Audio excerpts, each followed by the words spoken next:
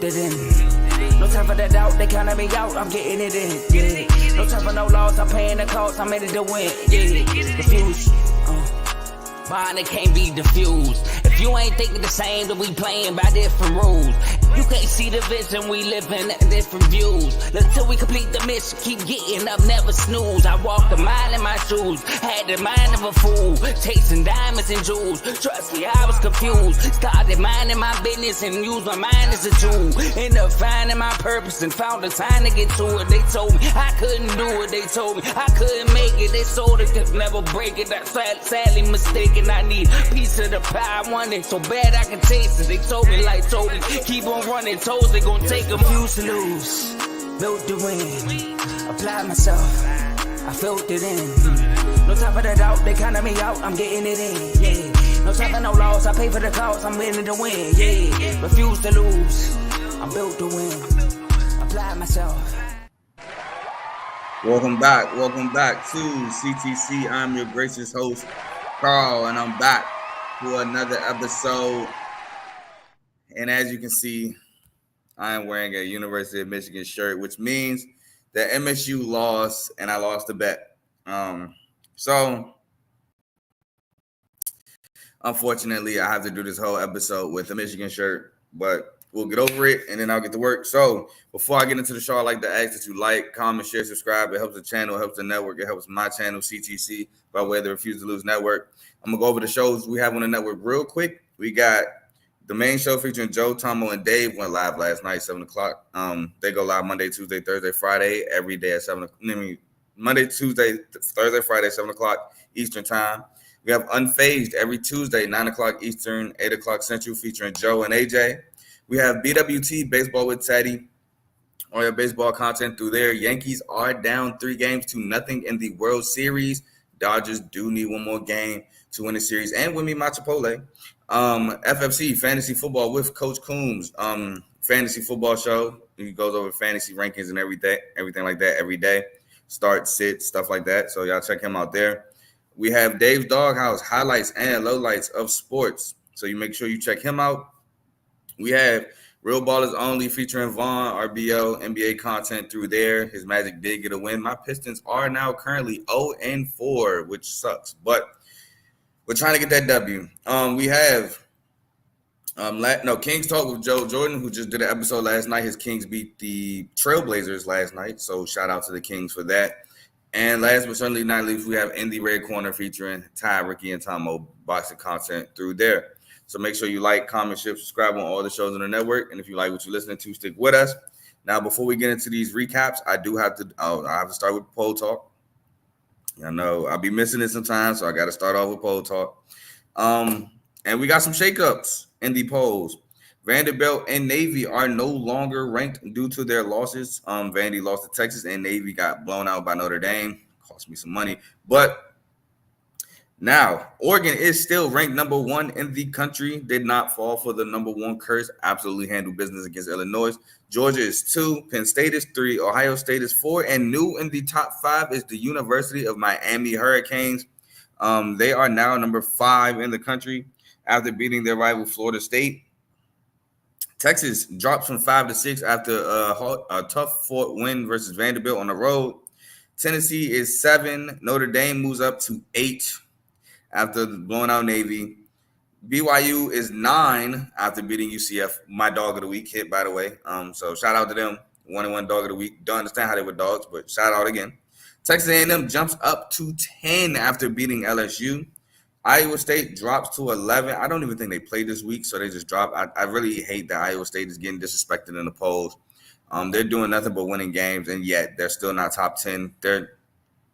But you know how it is. They're going to push for the SEC to be in the top 10. So Iowa State in the Big 12, move out the way. It sucks, but that's how the computers work. 12 is Clemson. They drop from 10 to 12. Indiana stays at 13, even though they get a convincing win against Washington without their starting quarterback. Alabama moves up to 14. Boise State moves up to 15. LSU drops to 16. Kansas State drops to 17 after a tough win against Kansas in the Battle of the Sunflower.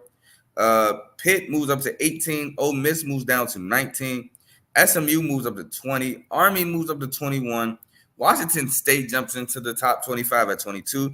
Colorado, yes, the Colorado Buffs are now top 25, coming in at 23. And no, I normally don't do this, but yes, I will be playing the cheering sound effect because Coach Prime got a lot of hate when he first took this job. They killed him. Said he's not going to turn this program around. You got one of the worst rosters in college football in just 2 seasons. This being his second. Colorado's top 25. So shout out Coach Prime and the turnaround. Great job he did there.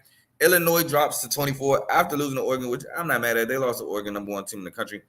This is what I'm mad at. Mizzou is now 25th. How do they keep going against ranked teams and getting smacked? They're not losing. They're getting smacked. They just got shut out by Bama and stay in ranked. Now, you can say, well, Carl, Drew Pine was the starter for the second half because Brady Cook got hurt and Brady Cook came in hurt. I don't care. Score 3, a touchdown. And when Brady Cook was there and played the whole game, they got smacked by Texas A&M. Put up 10 points. I don't think they should be ranked. They should have to earn it. I think Tulane should be ranked. Tulane, again, like I said, they played ranked Power 4 teams, but they played them close. They played them tough. Tulane has been dominating the American Conference since, they won by 8 against North Texas, who's been playing really well. I think Tulane should be ranked. Or if you would have kept Vandy there for losing to a top 5 team by 3 points, I wouldn't have been mad at that. But Vandy's 5-3, so it's kind of tough to keep them there. But I wouldn't have been mad at Tulane. I look at Mizzou and I get confused on how they're still top 25. But it is what it is. That is poll talk. Now let's get into these recaps. I'm going to try to run through these recaps. Like I said, I do have to go to work, so try to run through these real quick. And we're going to start with Tuesday night, which these games were defensive. I really don't have much to say about these games. Like I said, really defensive battles. FIU's Keon Jenkins did get benched. He did play. He did get benched. Hunter Watson, however, did not play. I thought it would be the other way around. I thought Hunter Watson would play and Keon wouldn't make it. But like I said, didn't happen that way. So Jace Bowers was the starter for Sam Houston State. Keon Jenkins will start with a pick, which will lead to a 41-yard field goal miss, which will lead to a turnover on downs, 4th and 2. Keon Jenkins is sacked, which will lead to a 44-yard field goal for Sam Houston State, which will, miss, which will lead to a punt. Because it was a shutout in the first half, so they missed it. I forgot the right miss, but it will lead to a punt. With 9:48 left in the second quarter, FIU turnover on downs, 4th and 4. Keon Jenkins incomplete, which will lead to a turnover on downs for Sam Houston State. 4th and goal, quarterback sneak, which failed, which will lead to halftime. And the Sam Houston State will start the second half with a 3-and-out punt. FIU would get a punt block, which will lead to the only touchdown for Sam Houston State, which will be a 1-yard DJ McKinney touchdown run. And then FIU will come back down and score a 28-yard Eric Rivers touchdown catch. But with 1:57 left in the fourth quarter, Sam Houston State drives down and get a 20-yard field goal, and FIU on 4th and 18. Chaden Perry passes incomplete, which will lead to the end of the game. Like I said, this game was real defensive. As Sam Houston State's only touchdown came off a block punt, which is a special teams play. And FIU just couldn't put up any points. Keon Jenkins, like I said, he got benched for poor play. And they just could not get anything going on offense.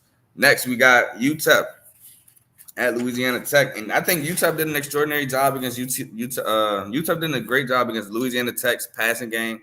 But Louisiana Tech found something late, was able to score down the score, and UTEP cannot score to take the lead. But UTEP starts with a 3-and-out punt. Louisiana Tech starts with a 3-and-out punt. UTEP scores a Cam Thomas 47-yard touchdown catch set up by Javon Jackson 12-yard run. Louisiana Tech turnover on downs, 4th and 1, passes incomplete, which will lead to a 3-and-out punt. Now with 5:49 left in the second quarter, Louisiana Tech scores a 48-yard Solo Lewis touchdown catch. He was just wide open down the middle, leading to set up by True Edwards 16-yard catch. UTEP will miss a 42-yard field goal, which will lead to the end of the half. Then Louisiana Tech will start the second half with a punt. UTEP will start the second half with a 3-and-out punt. Louisiana Tech will miss a 36-yard field goal, which will lead to a 44-yard field goal for UTEP. Then with 6:28 left in the fourth quarter, Louisiana Tech scores a 1-yard Amani Gibbons touchdown run set up by Jimmy Holiday 32-yard catch. And UTEP will have a turnover on downs, 4th and 1, Javon Jackson, no gain, leading to a 3-and-out punt. And then another turnover on downs, 4th and 9, Kenny Odoms for 8 yards on the catch, which would be 1 yard short. And that would lead to the end of the game. Like I said, Louisiana Tech got something late to score a touchdown to go up. and UTEP just could not score a touchdown late game to take the lead. Louisiana Tech couldn't run out the clock either, so they had multiple chances, just could not get it done, and Louisiana Tech escapes with a victory. Then we got to go to Wednesday night, where we had one of the bigger upsets, probably the biggest upset in Group of 5, but one of the bigger upsets of college football.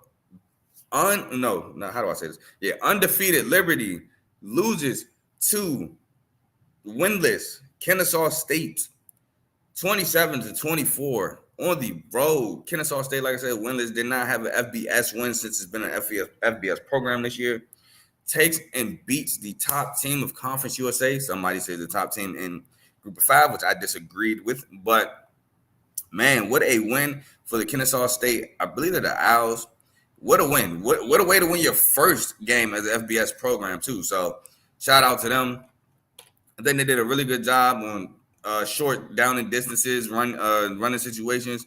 They were just able to stuff Liberty in short down and distances, and they were able to create turnover on downs. Due to that, they were able to move the ball. This Liberty defense, man, it might be worse than I thought. I thought it was pretty bad, but it might be worse than I thought. It's a cause of concern for Liberty as if they want to repeat as Conference USA champs. And if I remember correctly, they do play Jack State tomorrow. So that'd be a real test because Jack State look like one of the best teams in Conference USA, them in Western Kentucky. So, yeah, this Liberty defense just looks really bad. And it looks like it's going to be the Achilles heel to repeating as Conference USA champs. But we'll get into it. So Kennesaw State starts with a punt. Liberty starts with a 15-yard Trayon Sibley touchdown catch set up by Tyson Mobley, 15-yard catch. Kennesaw State will score a 41-yard Christian Moss touchdown catch set up by Jaden Robinson, 22-yard catch. Liberty turnover on downs, 4th and 5, passes incomplete, leading to a 1-yard Michael Benfield touchdown run. With 4:37 left in the second quarter, Liberty, Caden Salter, interception, leading to a punt. Liberty scores a 15-yard Dante Lee Jr.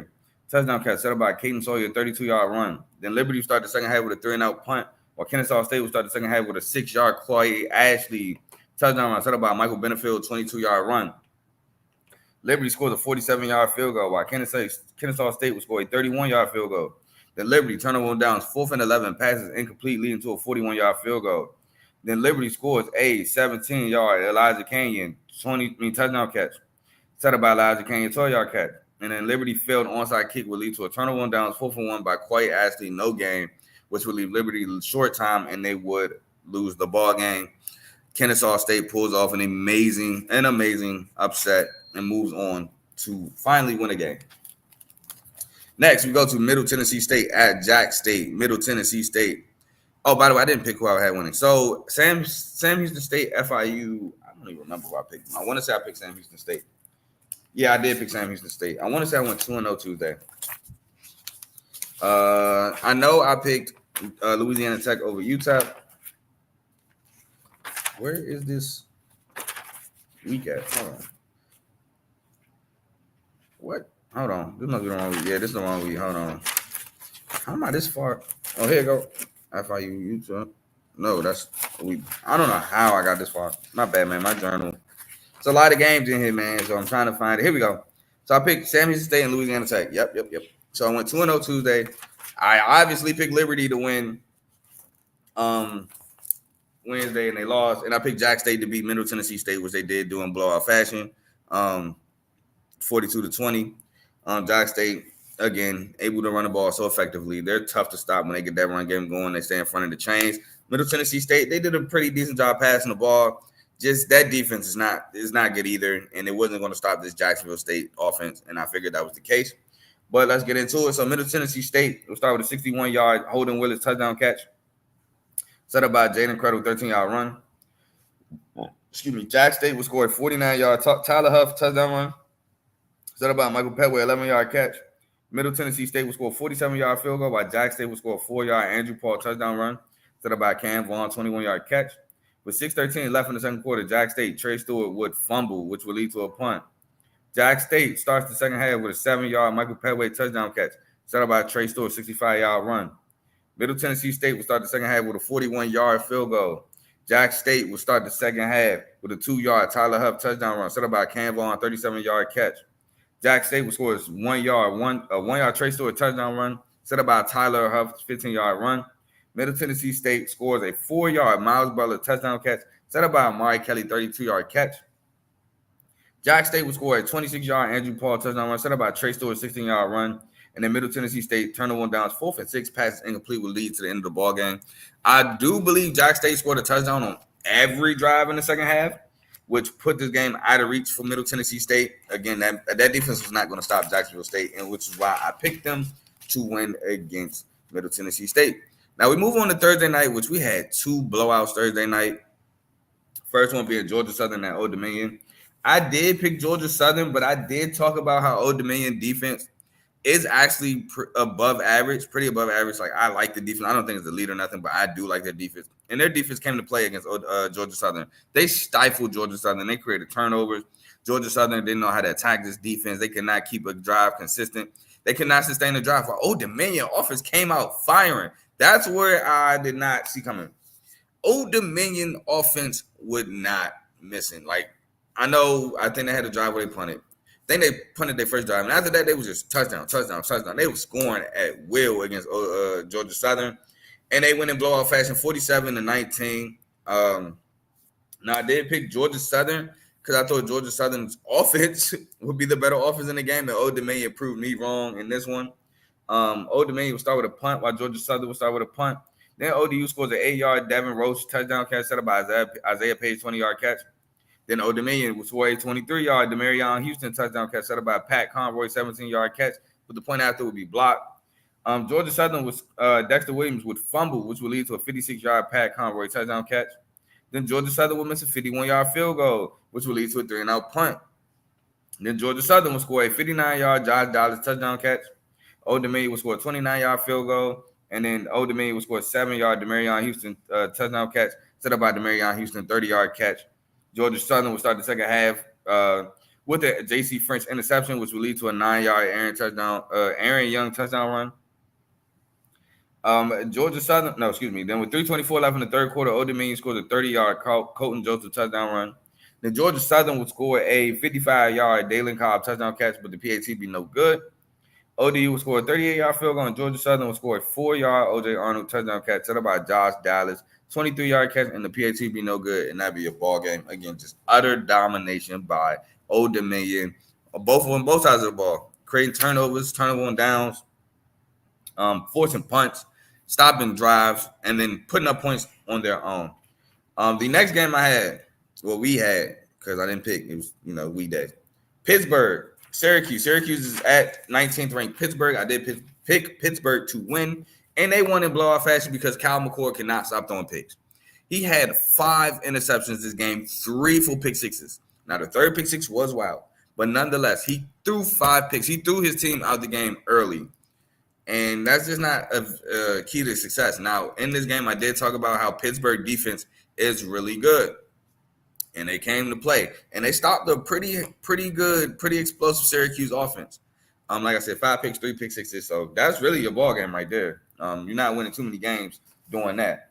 But so we'll talk about it. So Pitt starts with a 3-and-out punt. Syracuse starts with a Kyle McCord pick 6 to Rasheem Biles. Then Syracuse, Kyle McCord would throw another interception, which would lead to a 49-yard field goal. Then Kyle McCord would throw another pick 6, this time to Kyle Lewis. Then Syracuse turnover downs, 4th and 6, passes incomplete, leading to a 20-yard Sincere Lee touchdown catch. Then with 1:12 left in the second quarter, Kyle McCord throws his third and final pick 6 to Braylon Lovelace. Then Syracuse will start the second half with a 1-yard Kyle McCord touchdown run set up by Jackson Meeks' 29-yard catch, which the 2-point would be no good. Pitt will start the second half with a punt. Syracuse, Kyle McCord, is 5th interception, leads to a 29-yard Raphael Williams touchdown catch. Pitt will score a 57-yard field goal, and then Syracuse will score a 2-yard Dan Villere touchdown run set up by Emmanuel Ross, 37-yard catch.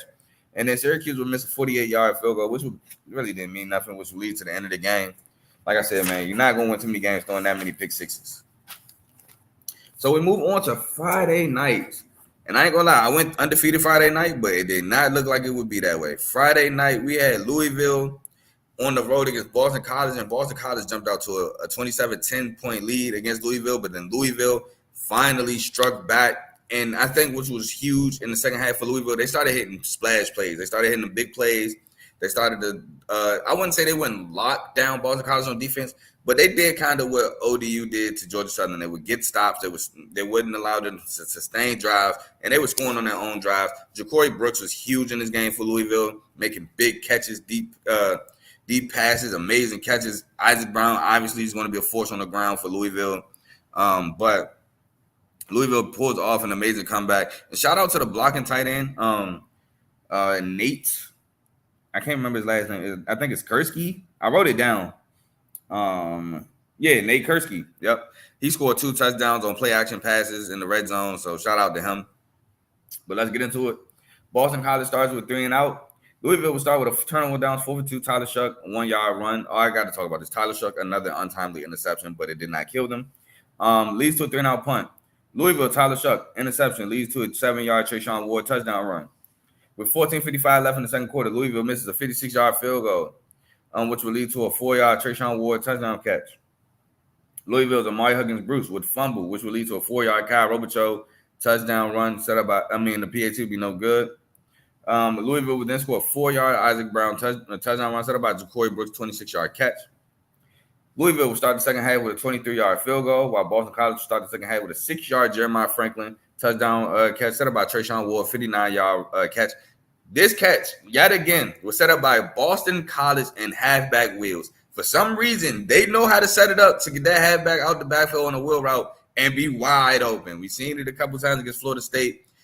I think they tried it against MSU, and it was open against Louisville, and it went for a big game. Louisville scores a 4-yard Nate Kursky touchdown catch set up by Ja'Cory Brooks' 44-yard catch.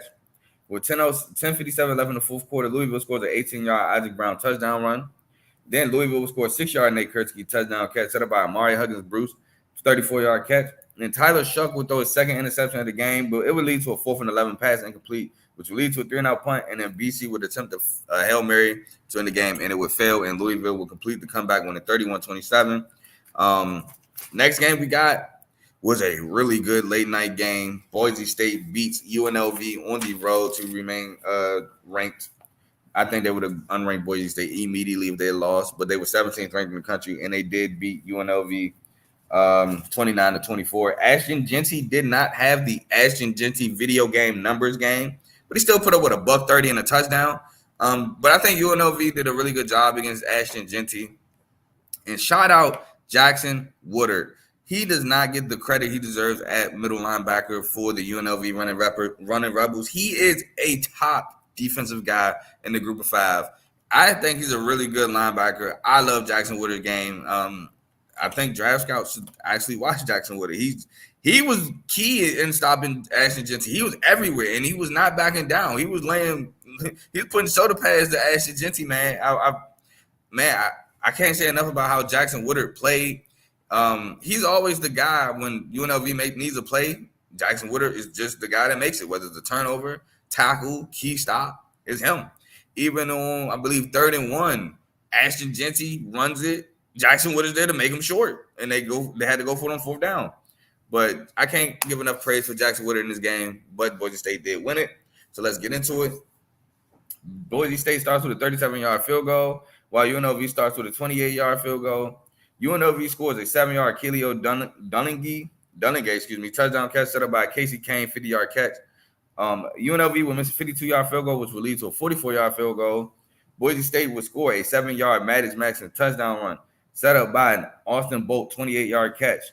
UNLV's Williams would throw an interception, which will lead to a 2-yard Matt Luda touchdown catch.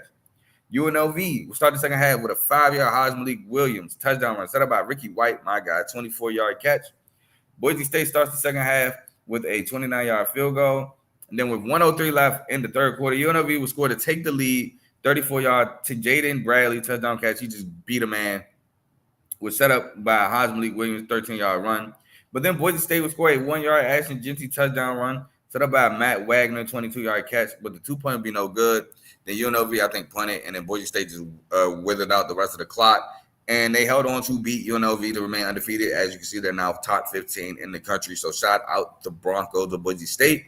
And we move on to the last game, which was not really a game at all. USC beats Rutgers at home 42-20. Rutgers has been reeling in the Big Ten.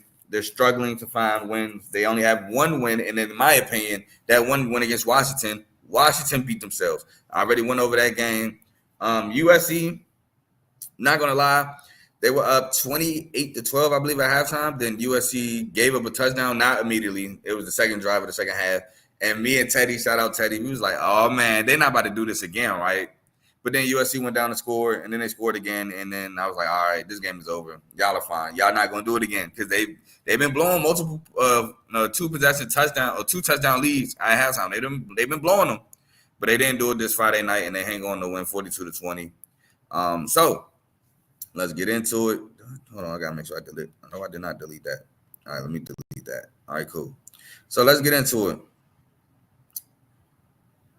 Dang, they added my job just added my work schedule earlier than mud. USC will start with a 1-yard Woody Marks touchdown run set up by Woody Marks' 17-yard run. Rutgers will start with a 26-yard field goal. Then USC will score a 1-yard Woody Marks touchdown run set up by Mekhi Lemon, 80-yard kick return. Rutgers turnover downs 4-for-4 passes incomplete, leading to an 11-yard Kyle Ford touchdown catch.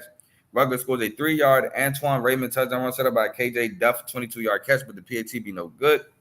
USC would score a 22-yard Woody Marks touchdown run set up by Zach Branch, 22-yard catch. And Rutgers would score a 20-yard field goal for the half. Then Rutgers would start the second half with a 3-and-out punt. USC would start the second half with a punt. Then Rutgers scores that 25-yard Christian Dremel touchdown catch. And we're like, oh, man, here it go. Set up by Demir Miller, 45-yard catch. But the 2-point is good. But then USC would score a 7-yard Miller Moss touchdown run set up by Mekhi Lemon's 70-yard catch. And then with 22 seconds left in the third quarter, USC scores a 40-yard Mekhi Lemon touchdown catch. Then Rutgers have 2 turnovers on downs. The first one, 4th and 1, passes incomplete, leading to a punt. And the second one's 4th and 19, passes incomplete, leading to the end of the game. And that'd be a ball game, like I said. Like we said, man, USC, they just dominated that one. They just got to stop blowing these 14-plus point leads, man. They got to stop doing that. But then we move on to Saturday, which I had a pretty good day Saturday picking sports-wise. I was pissed off Saturday and Sunday, but we move on. Now, I did pick Navy to win this game, and Navy was able to move the ball easily, but I can't predict 5 fumbles, 4 lost, and 1 pick. I can't predict a team who has not turned the ball over since week 1 to have 5 total turnovers. It is week 9. Now, today will start week 10. But in 8 weeks, they have not turned the ball over. And because I picked them to beat Notre Dame, they turned the ball over 5 times. I was so sick, man. I was sick to my stomach watching that game. But Notre Dame converted those turnovers into points. They did a good job themselves. I figured they wouldn't be able to stop Notre Dame themselves. I thought it would be a high-scoring affair, and it would have been without those turnovers. But could, shoulda, woulda. Notre Dame wins 51-14. Still, since the Northern Illinois loss, they have been winning by huge point margins. So shout out to them for turning it around. But let's talk about the game. So Notre Dame will start with a 1-yard Riley Leonard touchdown run set up by Jaden Grayhouse, 42-yard catch. Then Navy's Alex Texas would fumble on the pitch, leading to a 6-yard Chris Mitchell touchdown catch. Then Navy's Blake Horvath would fumble, leading to a missed 36-yard field goal, which would lead to a 47-yard Blake Horvath touchdown run. Then Notre Dame's Jeremiah Love would score a 64-yard touchdown run. Then Notre Dame would punt, and Navy would muff the punt, leading to a 2-yard Jeremiah Love touchdown run for Notre Dame. Then Navy misses a 40-yard field goal, which would lead to a 32-yard field goal. Then Navy would start the second half with a 1-yard Eli Heinrich touchdown run set up by Brandon Chapman, 21-yard catch. Then Notre Dame would start the second half with a 37-yard Bo Collins touchdown catch set up by Riley Leonard, 24-yard run. Navy's Blake Horvath would fumble in the end zone, and it would be recovered by Notre Dame. The PAT would be no good. Then Navy's Blake Horvath would throw an interception, leading to a Notre Dame punt, and Navy would fumble, leading to a 4-yard Keydron Young touchdown run, and that's the ball game. Like I said, turnovers did Navy in so badly. They lose 51-14. Hard to overcome 5 turnovers against a really good team. Then next, we have Nebraska at Ohio State, and this game was very defensive. What did I say in my preview? I said Nebraska defense is going to do a really good job. Nebraska's offense is going to fail them. And sure enough, that's how the game went. Nebraska's offense did a bad job taking advantage of short fields, taking advantage of stops, turnovers. Nebraska's offense, man, it does not look good. And Dylan Raiola in the second half, Dylan Raiola in general did not look good against Ohio State. But in the second half, again, his second half don't look like his first. And I called it, man. This offense failed Nebraska. This should have been a game Nebraska won. But the offense failed them. And Ohio State wins the game. They escape. They escaped 21-17 at home. So let's talk about it. So Nebraska starts with a 3-and-out punt. Ohio State starts with a turnover on downs, 4th and 1. Travion Henderson, no gain, which will lead to a 3-and-out punt. With 29 seconds left in the first quarter, Ohio State scores a 40-yard Carnell Tate touchdown catch set up by defensive pass interference, and Nebraska will score a 39-yard field goal. Ohio State will score a 60-yard Jeremiah Smith touchdown catch. Ohio State would then miss a 42-yard field goal, which will lead to a 54-yard field goal before the half for Nebraska. And Ohio State will start the second half with a 3-and-out punt. Nebraska will start the second half with a 47-yard field goal. Ohio State's Will Howard will throw an interception, which will lead to a turnover on downs, 4th and goal, no gain, which will lead to a 3-and-out punt. Then with 10:47 left in the fourth quarter, Nebraska scores a 1-yard Dante Dowdle touchdown run set up by Thomas Fedoni, 33-yard catch to the tight end. Now Ohio State would come down and score a 9-yard Krishan Junkins touchdown catch set up by Carnell Tate, 37-yard catch. And then with 1:16 left in the fourth quarter, Dylan Raiola would throw an interception. They had a chance to win it. They were driving down. He threw an interception, which will lead to the end of the game. And that's your ball game, man. Again, Nebraska defense did a really good job Saturday. Their offense failed them. I'm sorry, Nebraska, but I called it. We move on to Tulane at North Texas. This was key in American Conference play because Tulane is undefeated in American Conference, while North Texas only had one loss in American Conference play. And Tulane comes out on top. Now, they were winning by a bigger margin. North Texas did kind of come back later in the game. But Tulane pulled this one out. They went 45-37. Both offenses played really well. Tulane, obviously, their offense played a little better. But let's get into it. I did pick Tulane to win, by the way. I did pick Ohio State to beat Nebraska. But let's get into it. So Tulane will start with a punt, while North Texas will start with a 3-and-out punt. Tulane scores a 9-yard Mario Williams touchdown catch set up by Dante Fleming, 15-yard catch. North Texas will score a 43-yard field goal, while Tulane will score a 30-yard Euclid Brown touchdown catch set up by Mekhi Hughes, 38-yard run. North Texas would fumble the kickoff, then ensuing kickoff leading to a 17-yard Ty Thompson Wildcat touchdown run. North Texas would then score a 26-yard, Damian Ward touchdown catch set up by, with 10:01 left in the second quarter, set up by Blair Conway, 16-yard catch. Tulane will score a 2-yard Mekhi Hughes, touchdown run set up by Mekhi Hughes, 41-yard run. North Texas turnover on downs, 4th and 15. Dalton Carden's 12-yard catch. So 3 yards short. They did a really good job. They tried to call targeting, but it wasn't.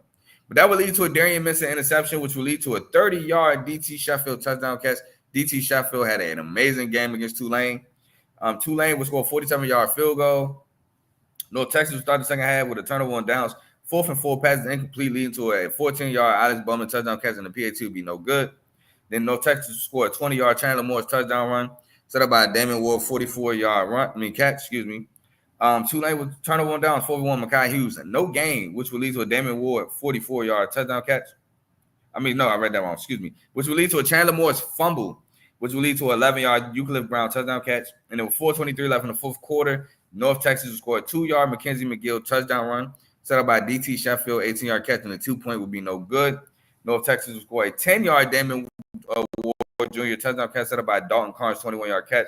But they would fail on the onside kick, and that would lead to the end of the ballgame. Like I said, North Texas tried to make a comeback late, but they were unsuccessful in their comeback, and Tulane hangs on to stay undefeated in American Conference play. And they look to become ranked. Y'all know I had Tulane as my American Conference champ, and it's looking pretty good. Navy and Army is making a strong push to win that as well, but I'm going to ride with Tulane. Next, we got to talk about a blowout. I won't talk about this long. Oregon just straight up dominated Illinois, 38-9. This was a top 20 matchup. Oregon was number 1 ranked in the country. Illinois was 20th.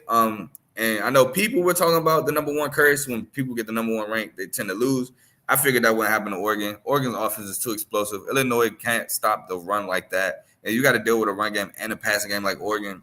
I knew it was going to be tough, especially in Oregon, for Illinois to win that game. And Oregon absolutely dominated it.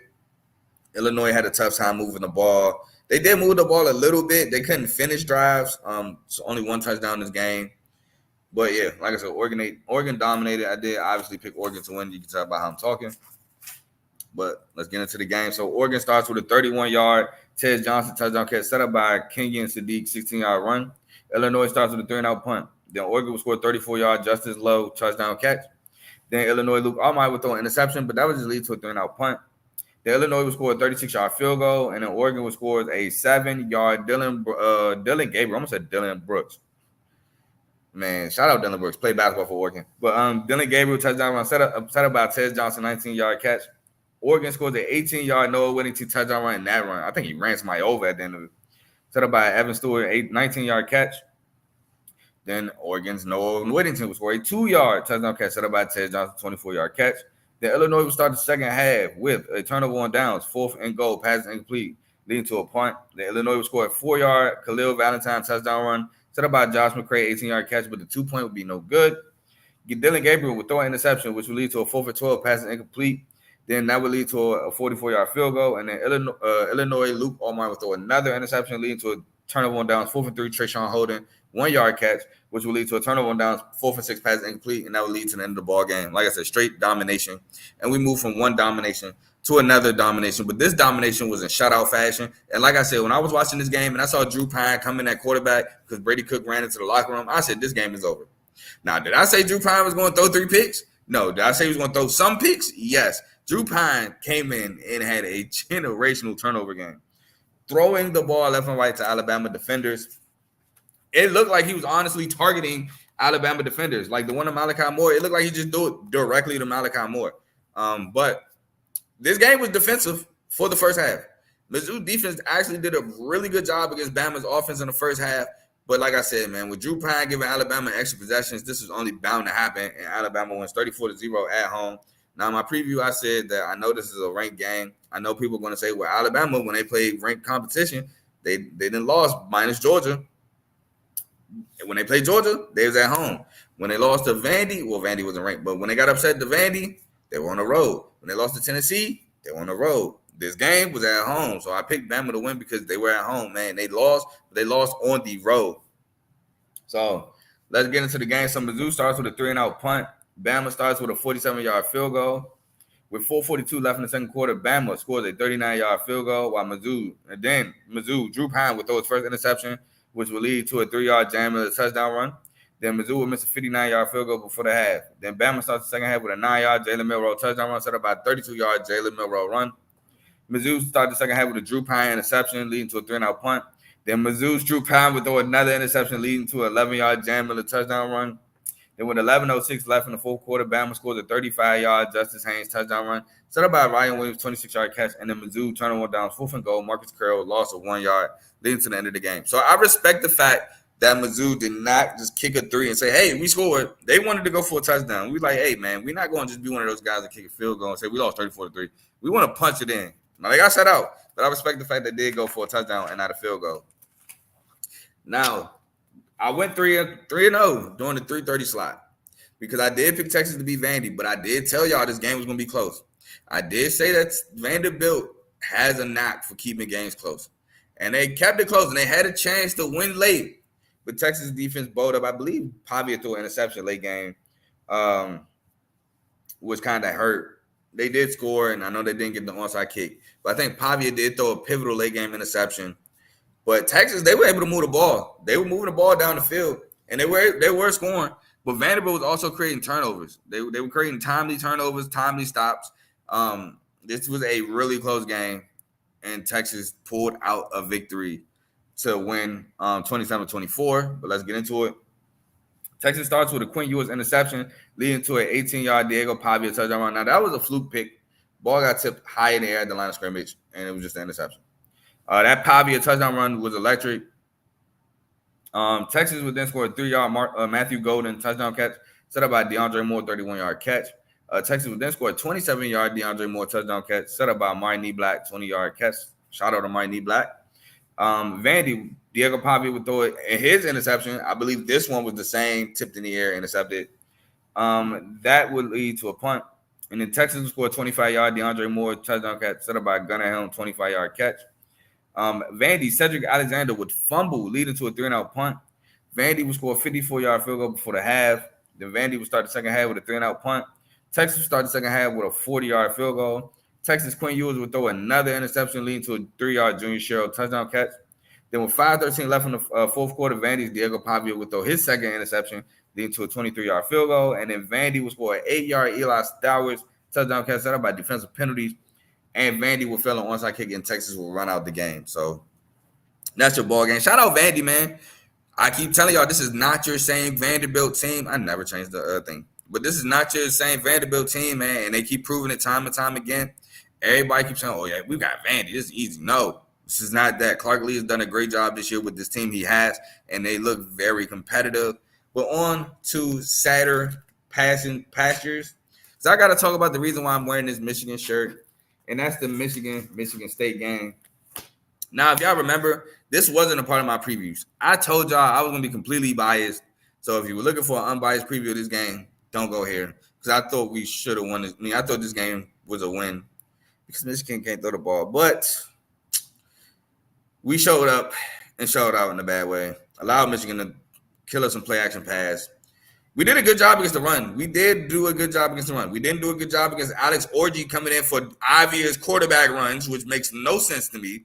But for traditional run plays, we did do a really good job against that. But we did lose the game 24-17. I feel like we were very unbalanced. Now, we did have success on the ground. So I do like the fact we did have success on the ground. But we had to mix in the pass. We became one-dimensional. The passing game was non-existent. I'm not going to give my 100% thoughts on why I think we rarely pass. But we went away from our playmakers on the outside, man. Nick Marsh, they had no Will Johnson. Nick Marsh did a really good job. We did not feed him the ball as much as I thought we would. And then at the end, it cost us for real. Missing the field goal to start the game was bad. We had a really good first quarter, and after that, that's it. The fourth quarter at the end, we did really good. Turned the ball over on downs late game, but let's get into it. MSU would start with a 25-yard field goal miss, leading to a 3-and-out punt. Then MSU would score a 2-yard Nate Carter touchdown run set up by a Nate Carter 34-yard run. With 29 seconds left in the second quarter, Michigan would score a Colton Leveler 10-yard touchdown catch. The point after be no good. It was a bad snap. They would have to basically fire drill the extra point. It was no good. Peyton O'Leary set that up with a 15-yard catch. Then MSU's Aiden Childs would literally fumble, man. Throw the ball away. Like, I looked at the play, and I told y'all a silly interception. I knew silly turnover. That was a silly turnover. Just throw the ball away. He was looking. We had a post corner breaking. It was two defenders on the boundary. Bro, throw the ball away. Nothing's about to be open. He fumbles, leading to a 37-yard field goal. Will put us down at half. Then Michigan takes the opening drive and goes and scores a 2-yard Alex Orji touchdown run, set up by a 29-yard Alex Orji run. Then Michigan State will start the second half with a 46-yard field goal. Then with 13:20 left in the fourth quarter, UM scores a 23-yard Colton Leveland touchdown catch, set up by a targeting, and the 2-point is good. Now, that touchdown catch to Colton Leveland was on a trick play. It's a halfback pass. He was wide open. Then MSU's Nick Marshall scored a 20-yard touchdown catch, set up by a Nate Carter 14-yard run. And then MSU turned 1 down, 4th and 5. The pass is incomplete, leading to the end of the game. I will say this. I don't like how we ended the game. Yeah, we lost. That was just stupid. Starting that fight was stupid, man. Lose, yeah, you competitive. Yeah, you want to win. Yeah, it's a huge rivalry, bro, but we don't have to fight because we lost.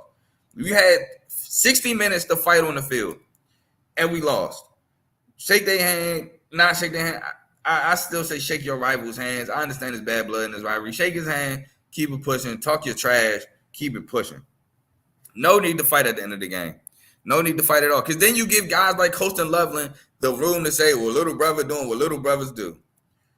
And that made me even more mad because y'all gave him the right to say that. Y'all gave him the right to say that, man. So I hate we lost. It is what it is. I'm tired of losing to him. This is the third year in a row we lost. But we move forward. 2, LSU, 8th ranked LSU at 14th ranked Texas A&M. Now, I did pick Texas A&M to win this game. I did say this is going to be the best defense that LSU faced this year. And in the second half, Texas A&M proved that. Texas A&M was scoring like crazy off turnovers in the second half. Literally forcing a turnover touchdown, forcing another turnover touchdown, forcing another turnover touchdown. That's what got them back in this ball game to win this game because LSU started off hot. They started off with a 17-7 lead at halftime. It looked bleak for Texas A&M. But again, man, they got them turnovers. I think they turned to Marcel Reed in the second half. They got them turnovers, and they was able to score points off turnovers, and that was the difference in the ball game. But let's talk about it. So LSU starts with a 3-and-out punt. Texas A&M starts with a punt. LSU scores a 23-yard field goal. Texas A&M, Le'Veon Moss would fumble into a Mason Taylor 2-yard touchdown catch. Texas A&M will score a 7-yard Le'Veon Moss touchdown run set up by a Le'Veon Moss 25-yard run. LSU would miss a 48-yard field goal, but that leads to a punt. LSU would score a 76-yard Aaron Anderson touchdown catch. LSU would miss a 49-yard field goal, leading to a turnover on downs, 4-for-3, passes incomplete, leading to the end of half. The Texas A&M will start the second half with a punt. LSU will start the second half with a punt. LSU, Garrett Nussmeier would throw his first interception, leading to an 8-yard Marcel Reed touchdown run. Then LSU would fumble, leading to an 8-yard Marcel Reed touchdown run. Then LSU, Garrett Nussmeier would throw his second interception, leading to a 4-yard Marcel Reed touchdown run. Then LSU would score a 1-yard Garrett Nussmeier touchdown run set up by Aaron Anderson, 33-yard catch, 2-point be no good. The Texas A&M will score a 3-yard Le'Veon Moss touchdown run set up by Noah Thomas, 54-yard catch. Then Garrett Nussmeier would throw his third interception, leading to a 26-yard field goal. And then LSU will have a turnover on downs, 4-for-15, passes incomplete, leading to the end of the game. Like I said, man, turnover, touchdown. Turnover, touchdown. The last turnover led to a field goal, but by that point, that game was over. So they were probably just trying to kill the clock, get what you can. Boy, Garrett Nussmeier had 3 interceptions, man. Bad day, but I told y'all this is the best defense that LSU is going to face, and they proved me right. Next game we have is third-ranked Penn State at Wisconsin. Now, I did pick Penn State to win this game, and Penn State won it. Now, Penn State won this game in different fashion. I knew it would be a defensive game, but I thought Penn State would put up some more points on offense. They put up 21 points on offense. Now, Drew Law did get hurt. In this game, which is huge because they do play Ohio State this week. But that pick six by Jalen Reed, that sparked things for Penn State because Penn State was reeling at that point. Both teams couldn't score, and that pick six gave Penn State that momentum boost needed to finish this game. But let's get into it. So Wisconsin will start with a 50-yard field goal.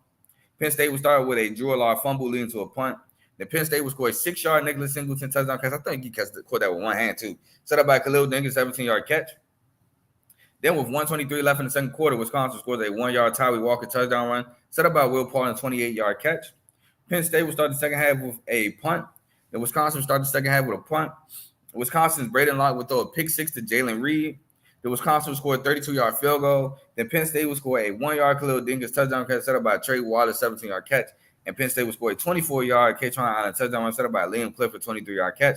And then Wisconsin will end the game on a 4th and 9 turnover down. CJ Williams, 7-yard catch, leading to the end of the ball game. Like I said, man, that Jalen Reed interception, pick six, sparked a huge momentum shift for Penn State, and they would score 2 straight touchdowns to win the ball game.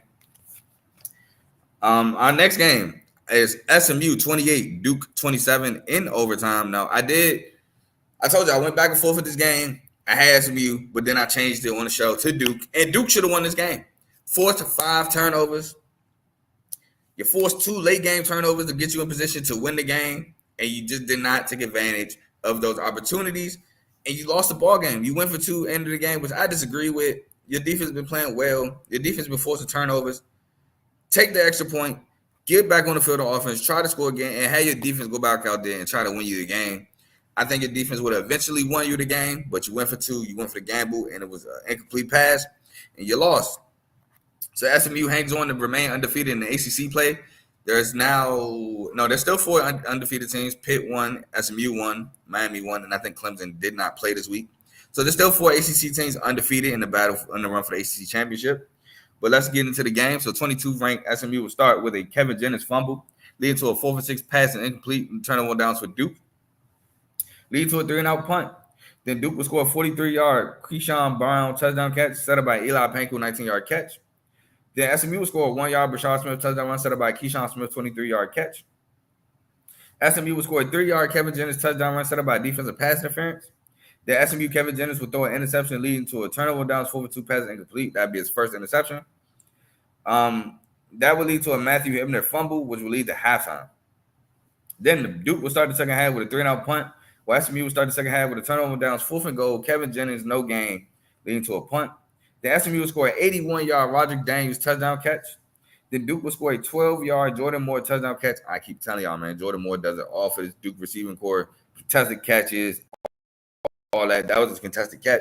Set up by an 18-yard Jordan Moore catch, but the PAT be no good. Duke would then score a 1-yard start Thomas touchdown run set up by Eli Panko, 22-yard catch, and the 2-point would be good to tie it. Then Kevin Jennings would throw a second interception, leading to a 42-yard field goal miss, and that would lead to Kevin Jennings throwing his third interception, which would lead to a 3-and-out punt. Then Kevin Jennings would fumble, leading to a 30-yard field goal being blocked, which would lead to OT. And then SMU would score a 24-yard Brashard Smith touchdown run in overtime. Duke would score a 25-yard Eli Panko touchdown catch in overtime, and the 2-point would be no good, and that'd be a ball game. Like I said, they should have just went for the double OT, trusted that defense. Defense might have won them the game. Defense was the reason they was in the game and should have won the game in regulation. So, and we move on to my final game recap of Saturday night. Colorado beat Cincinnati. I did pick Colorado to win. I did figure Cincinnati would be able to run the ball, but like I said, I picked Colorado to win, and they won. So I went 2-1 in the morning, 3-0, well 2-0, 2-1 at 12, 3-0, 3:30, and the night games I went 3-2. Only losses being my Michigan State Spartans, and the other loss being Duke. So 3-2 on the night, pretty good day. So that's an overall record of what? 5-8-3. So 8-3 Saturday. So that's a really good day. Again, yet another one for your boy. Feeling good about that. As I try to create this banner and talk to you about Cincinnati, Colorado. But yeah, man, Cincinnati, Travis Hunter had another Heisman performance day. Fast. 4 pass breakups. Also had 2 touchdowns on the offensive end. An extraordinary day for Travis Hunter. We all know Travis Hunter is an extraordinary player. And I touched on how the Prime haters are real quiet right now during poll talk. I will say this too. Prime talks about how Shedeur should be in the Heisman race, and I don't disagree with him. I agree. I think Shedeur Sanders does deserve more Heisman talk, but it's kind of hard when your best player, in my opinion, Travis Hunter, is doing it on both sides. But Shedeur is honestly, y'all heard me say this before, the best quarterback in college football. He is the best quarterback in college football, so it is kind of unheard of to have the best quarterback in college football not get talked about in Heisman talks. And I do agree with Prime that he does need to be talked about in Heisman talks. And I do somewhat agree with Prime that he's not in Heisman talks because it is his son. But nonetheless, let's talk about the game, and then we'll get into major performances, and then I'll get into my Tuesday night previews for tonight, and I can finally head to work. But we'll start. Since he starts with a 3-and-out punt, Colorado starts with a 3-yard Travis Hunter touchdown catch, set up by unsportsmanlike conduct. Cincy would then answer with a 6-yard Tony Johnson touchdown catch, set up by Evan Prime 40-yard catch. Colorado will score a 4-yard Shedeur Sanders touchdown run, set up by roughing the passer. Then Cincy will score a 13-yard Evan Pryor touchdown run. Brendan Swordsby set that up with a 21-yard run. Colorado scores a 28-yard field goal. Then Cincy turnover downs 4th and 1. Brendan Swordsby no gain, leading to a 34-yard Travis Hunter touchdown catch. Then Colorado starts the second half with a punt, while Cincy starts the second half with the punt. Colorado scores a 7-yard Isaiah Augustave touchdown run set up by LaJohntay West, a 28-yard catch. With 9:20 left in the fourth quarter, Cincy scores a 32-yard field goal. Then Cincy scores a 6-yard Joe Royer touchdown catch set up by Corey Kine, a 23-yard run. The 2-point would be no good. And then Colorado scored a 47-yard field goal. And Cincy would turn the ball over and downs 4 for 6 passing incomplete, leading to the end of your ball game. Like I said, man, Colorado pulls out another amazing win. Colorado is somewhat in the fight for the Big 12. Now, right now, it's looking like a 2-man race between BYU and Iowa State. Both undefeated, both looking really good. But Colorado is right there. I believe they only have 1 loss in conference play. They did lose to Nebraska. That's not a conference loss. The other loss was, Kansas State. Yeah, so they only have 1 loss in conference play. So they right there for a chance to win a Big 12 championship. And I looked at the rest of the record and the rest of the schedule. They could win out. They possibly could win out. So shout out the Buffs, man. But that's it for my recaps. We're going to go on to major performances. Well, I don't have as much as last week. I don't have as many, but I still got a good bunch. Probably about 18 to 20, 15, 20 range. But let me get my cheering ready. So we're going to start with Trey Stewart. Carries 210 yards and a touchdown. Colton Joseph, quarterback, Old Dominion, 20 of 26, 304 yards and 4 touchdowns. Rasheem Biles, linebacker, Pittsburgh, 12 total tackles, 7 solos, a sack, and a pick 6. Jackson Woodard, linebacker, 14 total tackles, 4 solos against Boise State, linebacker UNLV. Makai Lemon, wide receiver, USC, 4 catches, 134 yards, and a touchdown, including that kick return. D'Angelo Pons, cornerback, Indiana, 5 total tackles, 3 solos, 2 picks, and a pick 6. J.J. Jones, wide receiver, UNC, 5 catches, 125 yards, and 2 touchdowns. Mekhi Hughes, running back, Tulane, 30 catches, 195 yards, and a touchdown. Wide receiver, D.T. Sheffield, North Texas, 9 catches, 125 yards, and a touchdown. Chandler Morris, quarterback, North Texas, 38 of 55, 449 yards, 3 passing touchdowns, and 1 rushing touchdown. Braylon Russell, running back, Arkansas, 16 carries for 175 yards. Taz Johnson, wide receiver, Oregon, 6 catches for 102 yards and a touchdown. Caleb Johnson, Iowa, running back, 14 carries, 109 yards, and 3 touchdowns, so the hat trick. Caleb Douglas, Texas Tech, wide receiver, 9 catches, 140 yards. DeAndre Moore, wide receiver, Texas, 6 catches, 97 yards, and 2 touchdowns. Damian Martinez, running back, Miami of Hurricanes, 15 carries, 148 yards, and 2 touchdowns. And the last guy is Travis Hunter, 9 catches, 153 yards, 2 touchdowns, and 4 pass breakups from Colorado, wide receiver / corner. And that's your major performances for this week. For this week 9 recap. Now, like I said, we got some Tuesday night previews to go on. We got 3 games tonight, Conference USA play. I thought Maxon was this week. Maxon is actually next week. This is the last week of Conference USA play on a weekday. So let's go over the bang. And first game we got for y'all is New Mexico State at FIU, 7 o'clock, CBSN tonight. Should be a good one. New Mexico State got to run Seth McGowan. He's been really big for this New Mexico State team. They got to key in on Eric Rivers. Eric Rivers is, in my I would say Keon Owens, but he's the best receiver, obviously, for FIU. Have to stop the FIU run. That's Keon Owens and the guys. 4th turnovers. That's been FIU Achilles heel, turning the ball over. They lost to UTEP, 4 interceptions. Lost last week, turning the ball over. If they turn the ball over again, they'll lose to New Mexico State. And they got to pass the ball. They got to find a way to pass the ball. Now, if you're FIU, clock control. You got to add a clock control, run the ball, keep the clock going. Who will be at quarterback? Keon Jenkins did play, but again, Keon Jenkins did get benched. Are they going back to Keon Jenkins? Will they go to the guy they went to last week? Who knows? FIU has to take care of the football. Again, been their Achilles heel. Run Keon Owens when you can't. Hey, man, Keon Owens, you're not going to fumble that ball too many times. So run him, and that's a good way of taking care of the football and controlling the clock. And get the ball to Eric Rivers, man. Obviously, you got to get the ball to your best receiver. I would say your best playmaker. He's not the best player, but your best playmaker. But I got an upset tonight. I got New Mexico State beating FIU. I think New Mexico State does force a turnover. They have been doing a good job through the air, defending the pass. They do a good job stopping the run. Now, Keon Owens' runs is going to be hard to stop, but I think New Mexico State, they've been playing better in Conference USA play, and I think that they will be a FIU team who has not looked the same, does not look great. They look like they're turnover prone. Give me New Mexico State to win the ball game.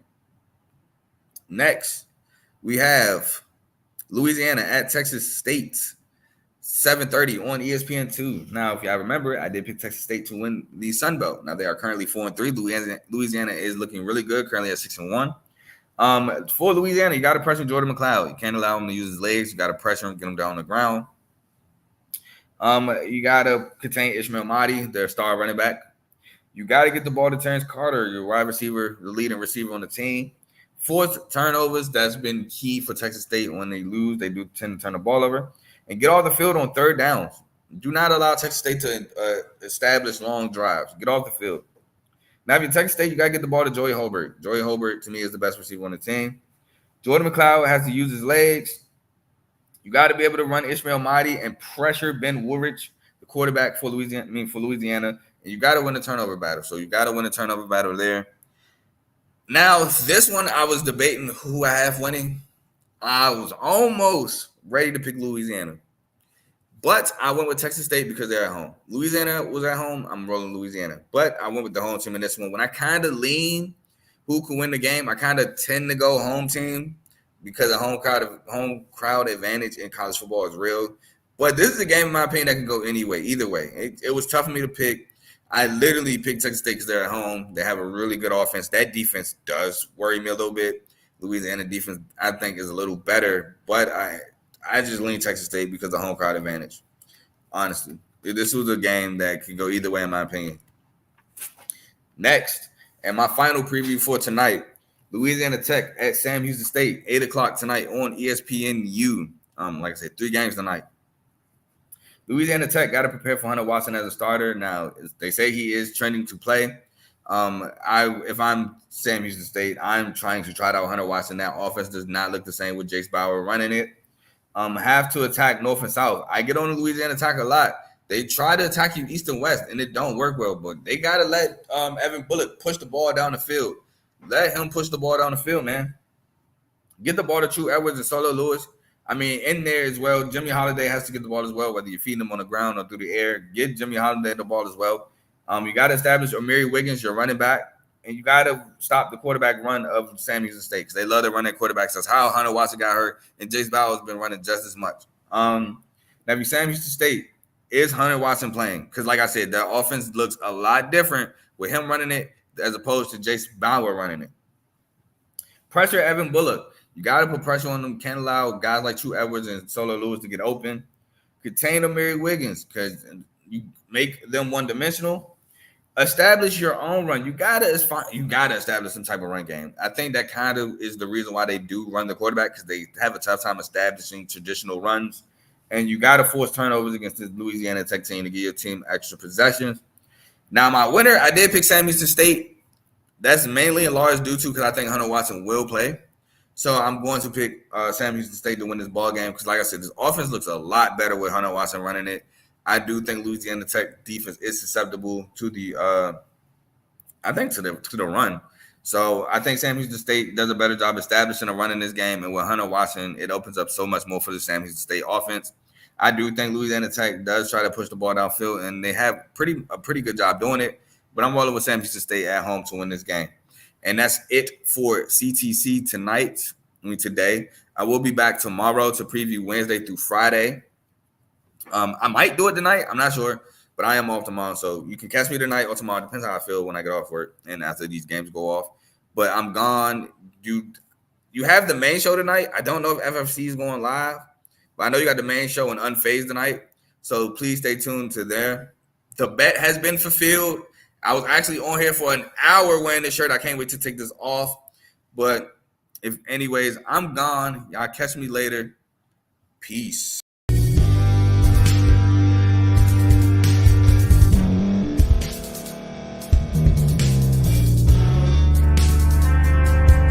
Thank you for staying to the end. If you're watching this on YouTube, please like this video, subscribe, and also hit that notification button so you can be notified next time we put out a video. If you're listening on any podcast platform, subscribe and hit that notification button, y'all, so you can be notified we put out another podcast audio.